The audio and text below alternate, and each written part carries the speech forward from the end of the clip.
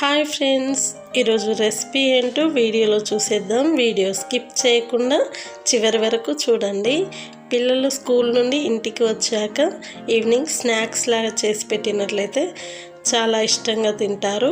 చాలా బాగుంటాయి. ఇక్కడ నేను 1/2 కేజీ బబ్బెర పప్పు నానబెట్టానండి. ఒక 8 అవర్స్ అయినా నానబెట్టి ఇలా మిక్సీలో వేసి మిక్సీ చేశాను. ఒక 5 to 7 వరకైతే మిర్చి మిక్స్ చేశాను. ఇందులో సాల్ట్ వేసానండి. ఒక ఆనియన్ కట్ చేశాను. ఒక స్పూన్ జీరా వేసాను. కొత్తిమీర ఇవన్నీ వేసి బాగా కలిపేసుకోవాలి. ఒకసారి ఇలా బాగా కలిపేసుకొని ఒక క్లాత్ తీసుకుంటున్నాను, కాటన్ క్లాత్.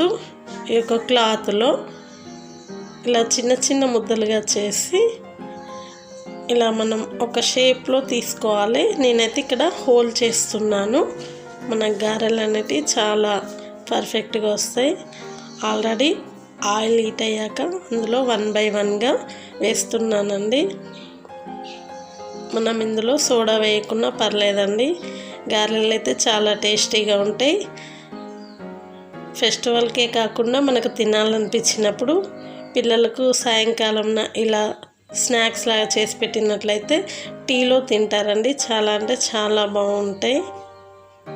కర్రీ ఏమీ లేకున్నా కూడా పర్లేదు, ఎందుకంటే మనం మిర్చి వేసాం కాబట్టి కాస్త కారంగా ఉంటాయి. చాలా అంటే చాలా టేస్టీగా ఉంటాయి. టీలో తినొచ్చండి, మామూలుగా కూడా టైంపాస్గా తినొచ్చు. ఫెస్టివల్కే కాకుండా అప్పుడప్పుడు పిల్లలకి ఇలా సాయంకాలం ఈవినింగ్ స్నాక్స్ లాగా చేసి పెట్టినట్లయితే చాలా బాగుంటాయి.